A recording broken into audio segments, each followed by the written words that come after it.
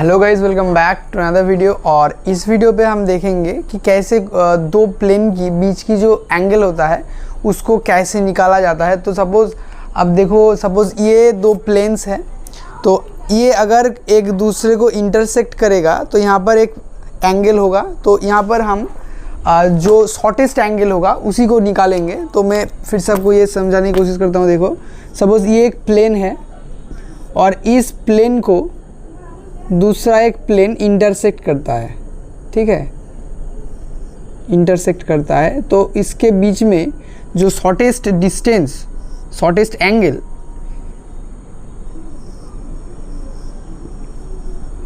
Shortest angle, क्योंकि यहाँ पर दो एंगल बनता है, ठीक है, एक तो ये वाला और एक ये वाला।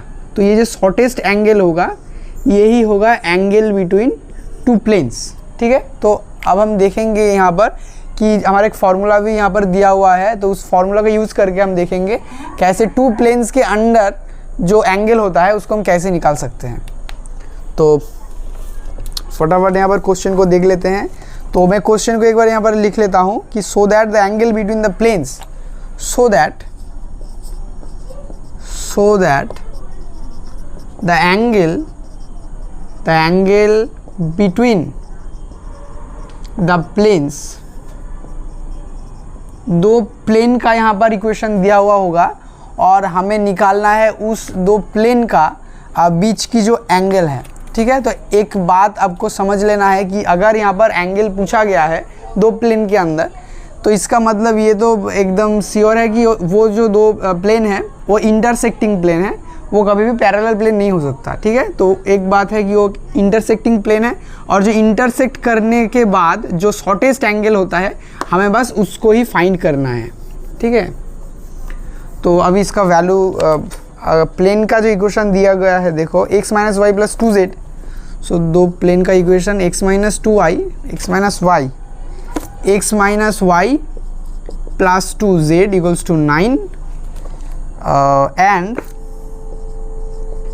and 2x plus y plus z, 2x plus y plus z equals to 7 is 1/3 into pi, और इसको हम लिख सकते हैं π/3।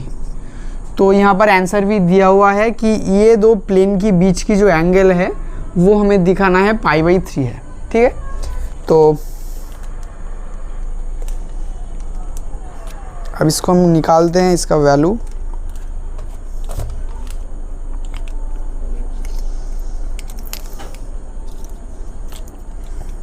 Okay, so the equations of the planes, the equations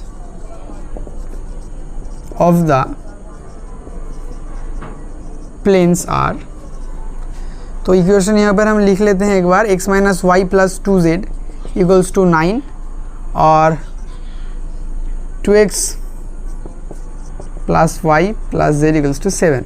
सो इसको नाम देते हैं 1 और इसको नाम देते हैं 2, ठीक है। अब यहाँ पर क्या करना है हमें, इसकी जो डायरेक्शन रेशियोज हैं इसको ध्यान से देखो। सो इसका फॉर्मूला हम यूज़ करेंगे। तो उसके पहले हम जो इसकी फॉर्मूला है कॉस थीटा से लेकर, तो हम मान लेते हैं कि इन दो प्लेन के बीच की जो एंगल है वो है theta. Let theta be the angle between the planes 1 and 2,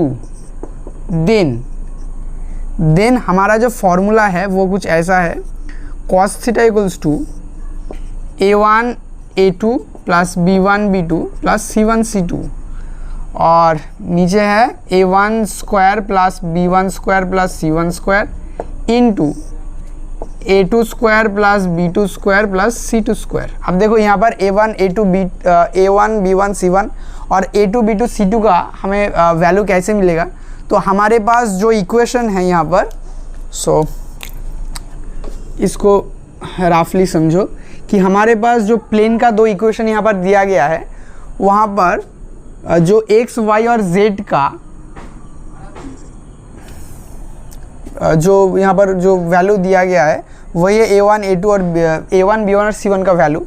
so equation plane का कुछ ऐसा है कि a1x plus a2x a2y sorry a1x d1y plus c1z plus d1 equals to 0 और a2x plus b2y plus c2z plus d2 equals to 0। So यहाँ से हमें a1 b1 और c1 का और a2 b2 c2 का जो है वैल्यू मिल जाता है। हम ये दो जो इक्वेशन यहाँ पर दिया है उसके साथ इसको कंपेयर करेंगे तो हमें a1 b1 c1 और a2 b2 c2 का वैल्यू मिल जाएगा यहाँ पर। ओके, सो अभी इसका वैल्यू हमें यहाँ पर पुट करना है। तो अब देखो यहाँ पर a1 की वैल्यू क्या है।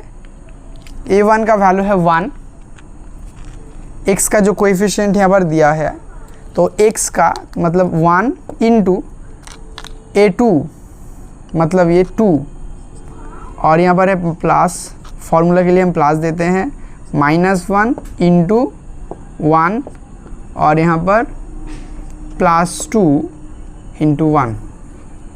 ठीक है, नीचे देखो a1 स्क्वायर मतलब 1 का स्क्वायर प्लस यहाँ पर -1 का स्क्वायर प्लस 2 का स्क्वायर इंटू यहाँ पर 2 का स्क्वायर प्लस 1 का स्क्वायर प्लस 1 का स्क्वायर। ओके, तो हमें अभी बस इसको ही सॉल्व करना है। तो मैं इसको थोड़ा सा यहाँ से मिटा देता हूँ। π/3 हमारा आंसर आएगा यहाँ पर। सो cos थीटा इक्वल्स टू और cos थीटा इक्वल्स टू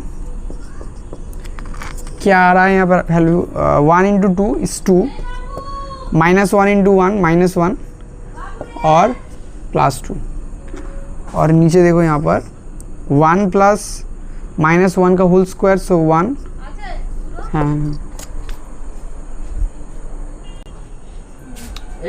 सो देखो इसका वैल्यू 1 + 1 और यहाँ पर 2 का स्क्वायर तो 4 आ जाएगा 4 इंटू यहाँ पर देखो 2 स्क्वायर मतलब 4 + 1 + 1। सो अभी इसको हम कैलकुलेट करेंगे। यहाँ पर 2 + 2 इज़ 4 -1 इज़ 3 और यहाँ पर देखो 1 + 1 2 + 4 मीन्स 6 √6 स्क्वायर रूट ऑफ 6 और यहाँ पर 4 1 + 1 इज़ स्क्वायर रूट ऑफ 6 और सो यहाँ इसका वैल्यू यहाँ पर आ रहा है 3 क्योंकि यहाँ पर √6 इंटू √6 है तो ये 6 हो जाएगा।